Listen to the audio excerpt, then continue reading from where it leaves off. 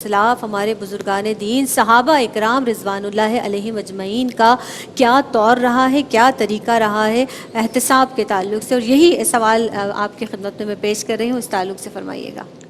کیونکہ ہم روزانہ یہ دعا کر رہے ہیں اہدنا الصراط المستقیم صراط الذین انعمت علیہم، تو دراصل ہم اپنے اسلاف ان ہستیوں کے نقش قدم پر چلنے کی دعا کر رہے ہیں اور اللہ کے حکم سے کر رہے ہیں کہ جن سے اللہ راضی ہوا، جن کے افعال و اعمال اللہ کو محبوب اور عزیز ہو گئے، تو اسی لیے ان کو ڈسکس بھی کیا جاتا ہے کیونکہ ہمیں اس سے انسپریشن بھی ملے گا، اور یقیناً ہم دیکھتے ہیں کہ وہ بھی اللہ کی رضا کے لیے جن تکالیف سے گزرے، جن اثار و قربانیوں کا انہوں نے مظاہرہ کیا، تو کیسے وہ اوصاف ہم اپنے اندر پیدا کریں۔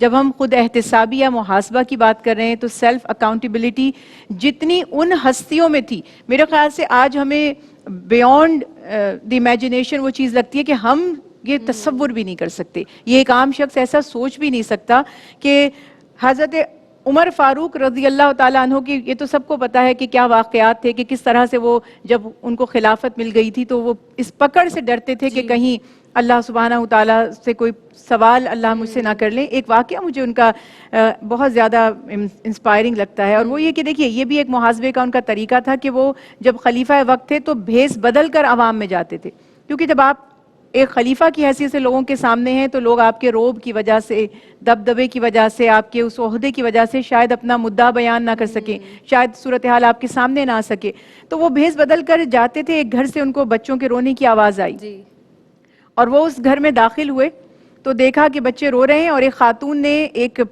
پتیلے میں پانی کچھ چولہے پہ رکھا ہے، پک رہا ہے، تو پوچھا یہ کیا معاملہ ہے؟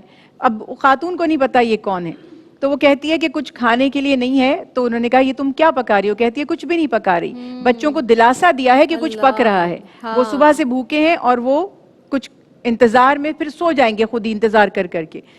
اس کے بعد وہ کہنے لگی کہ دیکھو عمر فاروق کے دور میں ہم پر کیا وقت آیا ہے، قیامت کے دن میں عمر فاروق سے اس کا حساب لوں گی۔ عمر فاروق رضی اللہ تعالیٰ عنہ کا یہ سننا تھا کہ آپ تڑپ گئے، اور اس سے کہا کہ ٹھہرو، میرا انتظار کرو، میں آتا ہوں۔ گھر گئے، اناج کا بورا لیا اور وہ اپنے کاندھوں پر جب اٹھانے لگے تو ان کے جو خادم تھے اس نے کہا کہ یہ مجھے اٹھانے دیجئے، کہتے ہیں یہ میرا بوجھ ہے، یہ میں خود اٹھاؤں گا۔ گئے، کھانا پکایا، جا کر ان بچوں کو اٹھایا، انہیں کھلایا، اور جب کھلایا تو وہ خاتون کہتی ہے آپ اس بات کے حقدار تھے کہ خلیفہ آپ ہوتے، خلیفہ تو آپ کو ہونا چاہیے تھا۔ حضرت عمر فاروق اس بات پر بھی خاموش رہے۔ پھر اس کے بعد کہتی ہے کہ آپ نے اتنی ہماری تواضع کی، ہمیں اس قابل سمجھا، آپ بتائیے ہم آپ کی کیا خدمت کریں، ہم کیسے یہ حق ادا کریں؟ تو فرماتے ہیں مجھے تم سے بس ایک ہی بات چاہیے، کیا مجھ سے اقرار کرو گی؟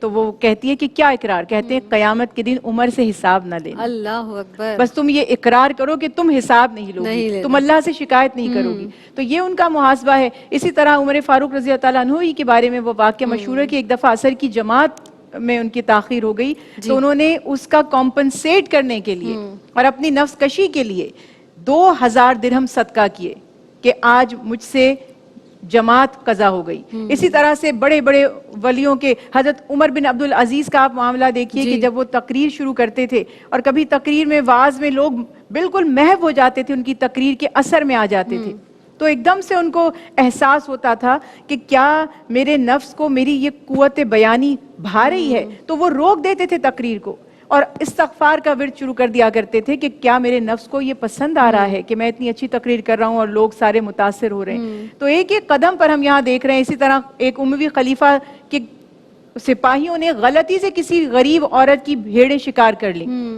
ایک دوست کی گائے وغیرہ جو جانور چر رہے تھے، جب وہ خلیفہ کچھ دن کے بعد وہاں سے گزرا تو وہ خاتون ایک پل سے جہاں سے اس کو گزر کے جانا تھا، وہ اس کے آگے کھڑی ہو گئی اور اس نے کہا کہ اے خلیفہ وقت، اس پل پر حساب دو گے یا پل صراط پر؟ اللہ اکبر، یہ سننے کی دیر تھی کہ وہ سواری سے اتر گئے اور تڑپ گئے کہ کیا مسئلہ ہے، تو اس نے بتایا کہ آپ کے ملازموں نے میرے جانور شکار کر لیے۔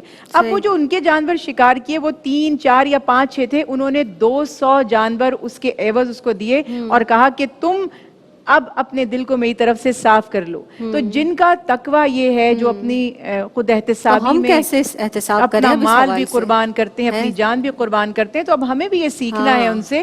کم از کم روزانہ یہی سوچ لیں کہ جو دیکھیے ہم اس لیول پر تو میں نہیں جا سمجھتی سکتے. کہ جا بھی سکتے ہیں, بے ہم تو شک. کبائر سے ہی بچ جائیں گے. تو آج مجھے یہ لگتا ہے کہ ہماری کرامت ہوگی کہ آج کے دور میں جو اپنے آپ کو کبیرہ گناہوں سے بچا لے اور صرف فرائض بھی پورے کر لے تو وہ صاحب کرامت بن جائے گا.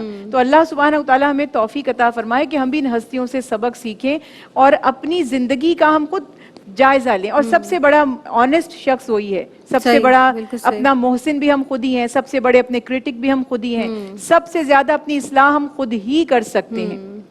اور ہماری آنکھیں سامنے دیکھتی صحیح. ہیں, اپنے آپ کو نہیں دیکھتی. جو کہتے ہیں نا کہ چراغ کے نیچے اندھیرا ہوتا ہے, تو ہمیں یہ دیکھنا ہے, محاسبہ کرنا ہے کہ اگر اللہ نے ہمیں کنتم خیرا امتن کا درجہ دیا ہے کہ تم بہترین امت ہو, تو کس سبب سے دیا ہے؟ ہم میں سے وہ کون لوگ ہیں جو بہترین ہیں؟ اور اسی طرح سے اپنا احتساب کریں گے ان اولیاء اللہ کی صحبتوں میں رہ کر, نیک بزرگوں کے واقعات صحیح. پڑھ کر.